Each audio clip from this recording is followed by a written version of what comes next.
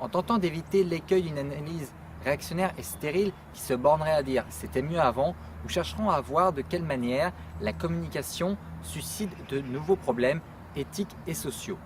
N'y a-t-il pas en effet un lien intrinsèque entre l'avènement de cette communication sans limite sous le signe de la vitesse et le déclin des questionnements ou du moins des préoccupations d'ordre éthique? Si de nombreux films nous transportent dans notre futur et par conséquent offrent leur vision d'un avenir probable, rares sont ceux ayant une idée certaine de celui-ci. Cela est sûrement dû au fait de l'incroyable et imprédictible progression technologique que régit notre monde actuel. En effet, depuis maintenant une vingtaine d'années, les progrès technologiques n'ont cessé de croître de manière fulgurante, s'immisçant petit à petit dans notre vie, jusqu'à en devenir indissociable de celle-ci. Nous venons de parler de la diffusion d'un modèle. Il semble que les nouvelles technologies créent chez les destinataires une forme de dépendance du fait de ces NTIC. Elles sont présentées comme quelque chose d'indispensable à la vie, et donc créent de nouveaux besoins. A-t-on réellement besoin d'avoir sur son téléphone portable 24 heures sur 24 des nouvelles informations? La communication est présentée comme un objet de consommation. Cela ne va-t-il pas envers sa première définition? Sans transition, passons à un nouveau sondage qui est apparu ce matin. En effet, d'après une agence spécialisée de l'ONU, ce n'est pas moins d'un tiers de la population mondiale, majoritairement dans l'hémisphère nord, qui serait connectée à Internet. En effet, le texte cite clairement que début 2013, il y eut 2,3 milliards d'internautes, et cela ne cesse d'augmenter avec l'essor des nouvelles technologies et des évolutions de celles-ci. Que ce soit l'évolution de la 2G vers la 4G, ou encore l'apparition du très haut débit avec la fibre optique. D'autre part, l'ONU précise que les abonnés à Internet haut débit mobile sont 2 fois plus nombreux que les abonnés à Internet haut débit fixe. Les nouvelles technologies sont ainsi tellement imprégnées dans notre société qu'un retour en arrière, c'est-à-dire se couper de ces dites technologies, semble improbable pour certains, voire impossible pour d'autres. D'un aspect médical, par exemple. En effet, les progrès technologiques ont permis d'acquérir des équipements plus perfectionnés, plus performants, offrant ainsi une aide considérable aux médecins, et on ne peut plus compter le nombre de vies sauvées et que l'on pourra sauver grâce à ces technologies. Qui plus est, les générations futures des machines offriront une autre façon de penser la médecine afin d'obtenir des diagnostics plus performants, mais surtout plus rapides et moins coûteux. Les technologies se sont même imprégnées dans les écoles, plus loin encore que les ordinateurs dans une salle informatique ou la mise en place de vidéoprojecteurs dans chaque salle de classe. En effet, la volonté de nombreuses écoles consiste à passer au tout numérique et ainsi remplacer les livres et autres cahiers par des tablettes numériques. Plus pratique, mais aussi et surtout beaucoup moins encombrante. Cela permet aussi une communication professeur-élève, voire professeur-parent, rapide et donc un meilleur suivi au niveau de l'apprentissage scolaire. Et il ne faut pas chercher loin pour remarquer ce phénomène. En effet, cette année, certaines écoles de Brest essayent de mettre en œuvre cette idée nouvelle pour leurs élèves de 6e. Bien que cette idée semble conquérir les différents professeurs, les parents d'élèves semblent, eux, beaucoup plus perplexes. Après qu'ils aient travaillé avec les tablettes numériques, au début je pensais qu'ils allaient être plus motivés à aller en cours.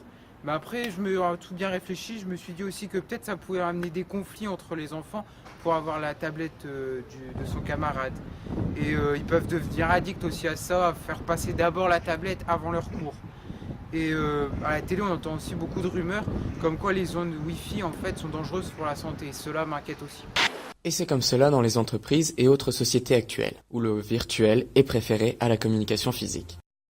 On communique souvent par mail interne ici, que ce soit avec la hiérarchie ou entre nous. C'est plus simple de s'envoyer des dossiers ou des graphiques. Vous savez, on va pas monter 25 étages pour envoyer un simple dossier qui peut être scanné rapidement et envoyé par mail. Et puis, dès qu'une information est connue, on le sait dans la minute qui suit. Mais cela peut engendrer beaucoup de problèmes.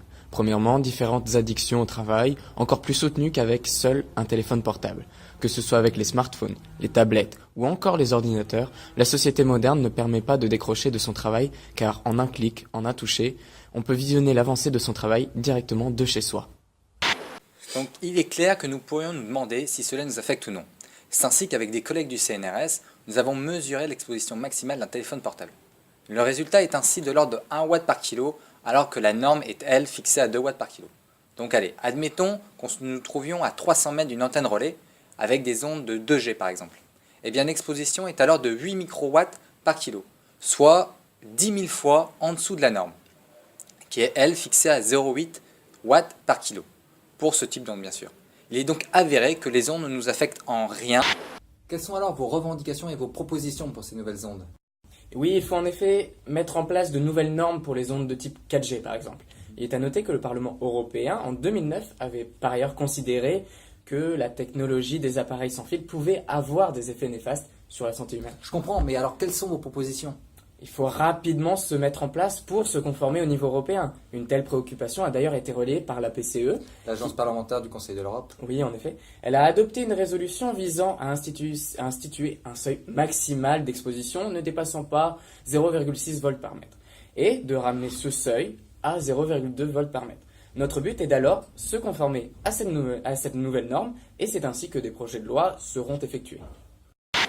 Mais néanmoins, certains types d'ondes seraient plus néfastes que d'autres, quoi qu'en disent les observations et autres types de sondages.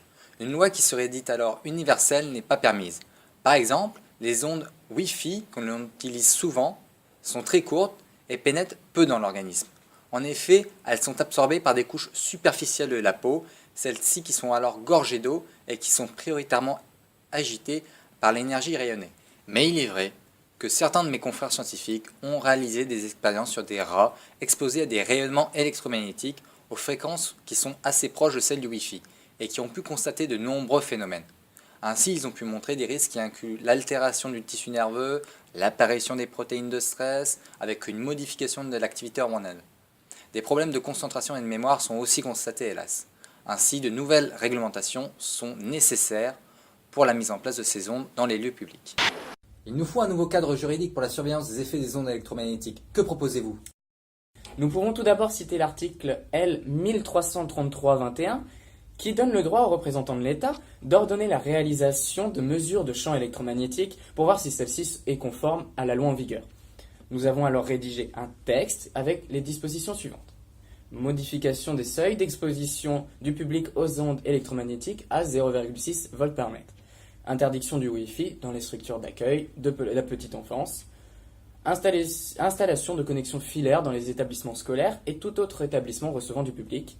Et enfin, réalisation d'une étude d'impact impartiale sur la santé humaine et sur l'environnement lors du développement de toute nouvelle application technologique émettant des rayonnements électromagnétiques.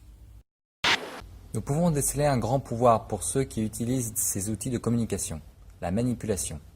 L'école de Francfort a tout particulièrement orienté ses études vers la question de la manipulation à travers les médias.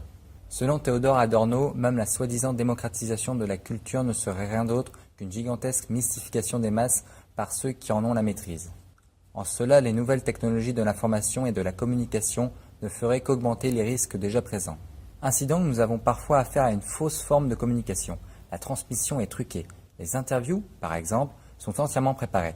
Les participants ne font que répéter un discours préconçu et donc ne s'entretiennent pas véritablement l'un avec l'autre. Peut-être n'y a-t-il pas une perte d'authenticité dans les rapports humains, ou plus précisément une perte d'humanité. Même le discours est utilisé de façon technique. Ainsi, la manipulation est d'autant plus simple que le spectateur, simple personnage passif dans l'information, est ignorant face à ces pratiques. Et ce n'est pas un cas isolé. Pour montrer l'essor des nouvelles technologies et leur impact sur les rapports humains, notre équipe est allée voir Pierre Lafitte, économiste aux presses universitaires de Toulouse. C'est un reportage signé Étienne Lantier, Louis-Émile Derac, Karim Debache et Alison Wheeler.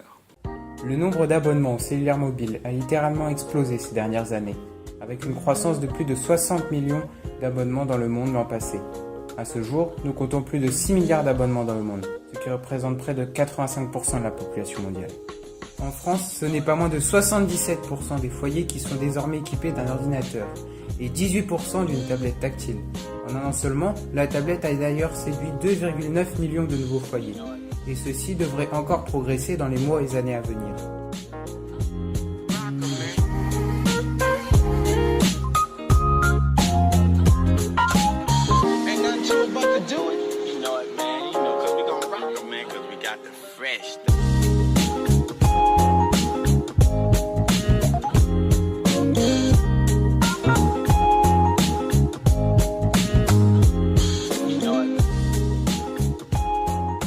C'est ainsi que de nombreux spécialistes se posent diverses questions sur cette recrudescence notable. En effet, celle-ci ne permettrait-elle pas d'être manipulée par les médias, et par conséquent d'être influencée dans nos choix et dans nos rapports humains ?